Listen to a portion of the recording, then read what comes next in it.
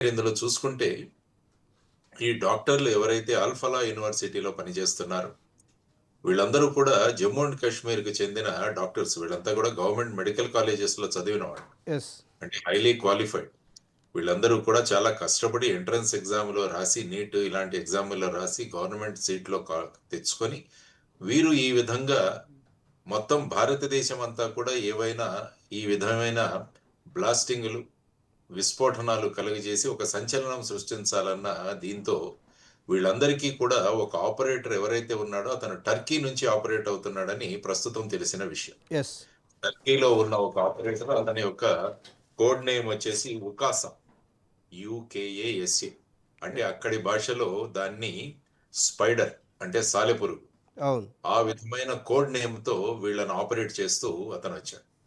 So వీళ్ళు ప్రధానంగా అనుకున్నదేంటంటే republic day రోజున పెద్ద పెట్టున బాంబ్ బ్లాస్టులు చేయాలని వాళ్ళు గత 1.5, 2 సంవత్సరాల నుంచి ఈ అమ్మోనియం నైట్రేట్ అన్న ఈ ఎక్స్‌ప్లోజివ్ ఏదైతే ఉంటుందో దీన్ని మామూలుగా ఫెర్టిలైజర్‌గా ఉపయోగిస్తాం మనం. యెస్. ఆ తర్వాత రోడ్డు కన్‌స్ట్రక్షన్‌లో గాని, మైనింగ్‌లో గాని వీటిని ఉపయోగిస్తారు. సో సుమారుగా ఇటువంటిది ఒక 353 కిలోలు వాళ్ళు ఫరీదాబాద్ దగ్గర ఉన్న ఒక ధుజ్ అనే ఒక గ్రామంలో అంటే వీళ్ళు అల్ఫలా యూనివర్సిటీ అక్కడే ఫరీదాబాద్‌లో ఉంటుంది. అవును. అక్కడి నుంచి ఒక ఇంటిని వాళ్ళు రెంట్‌కి తీసుకొని అందులో ఈ మెటీరియల్‌ను వాళ్ళు పోగు చేసుకుంటూ వచ్చారు. ఆ తర్వాత వీళ్ళ ప్రధాన ఉద్దేశ్యం ఏంటంటే 26 జనవరి రిపబ్లిక్ డే రోజున ఒక పెద్ద పెట్టున ఒక ఈ విధమైన బ్లాస్టింగ్ చేయాలి అని అనుకున్నారు. కానీ రిపబ్లిక్ టైమ్‌లో మీకు తెలుసు చాలా సెక్యూరిటీ ఫోర్స్ చాలా అలర్ట్‌గా ఉంటుంది. యెస్. ఎస్పెషల్లీ ఢిల్లీలో కూడా ప్రతి వీధి కూడా పోలీసు వలయంలో ఉంటుంది. కాబట్టి అది సాధ్యం కాలేదు వారికి.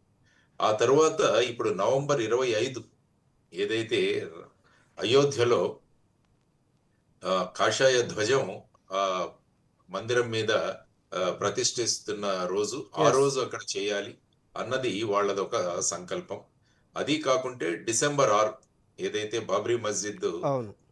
1992లో ఆ విధమైన కాబట్టి అదే రోజు నిరసనగా అనేక చోట్ల దేశంలో ఈ విధమైన పేలుళ్లు తీసుకురావాలన్నది వాళ్ళ ఆలోచనలు ఈ విధంగా ఉన్నాయి.